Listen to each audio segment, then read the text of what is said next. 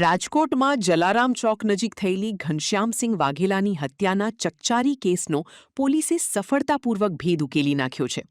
ACP Bhavesh Jadhav દ્વારા આપવામાં આવેલી વિગતો મુજબ આ હત્યા ભાભી સાથેના અનૈતિક સંબંધોના કારણે કરવામાં આવી હોવાનું ખુલવા પામ્યું છે. મૃતક ઘનશ્યામસિંહ અગાઉ થયેલા હુમલાના કેસમાં આરોપીને સતત સમાધાન કરી લેવા માટે ધમકીઓ આપતો હતો. આ અદાવત અને કારણોસર ધર્મેન્દ્રસિંહ વાઘેલા નામના શખ્સે આ હત્યા કરી હતી. ભક્તિનગર પોલીસે ત્વરિત કાર્યવાહી કરીને મુખ્ય આરોપી ધર્મેન્દ્રસિંહ વાઘેલાની ધરપકડ કરી લીધી છે.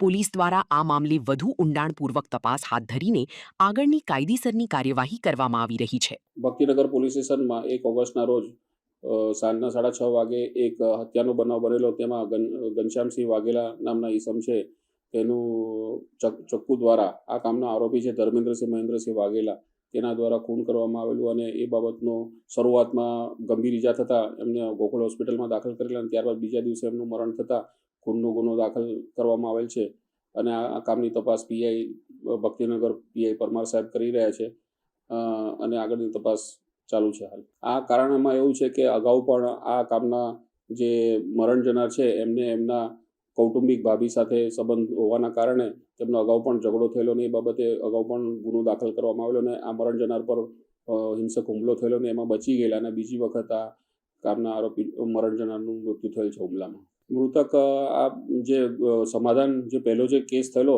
એમાં સમાધાન કરવા માટે દબાણ કરતો હતો, એટલે ધાકધમકી આપતો હતો અને એને આ કામના જે મરણ જનાર છે એ અગાઉના જે ફરિયાદી છે ને એમના આરોપી છે ધર્મેન્દ્રસિંહ વાઘેલા, એના ઘરે જઈને ફોન વારંવાર કરતો હતો અને ઉપાડવાના કારણે એને બીક લાગતા આ કામના આરોપીએ હુમલો કરીને એને એવું લાગ્યું કે મને મારી નાખશે. એના પહેલાં આ આરોપીએ આ કામના મરણ જનાર ઘનશ્યામસિંહને મારી નાખેલ છે.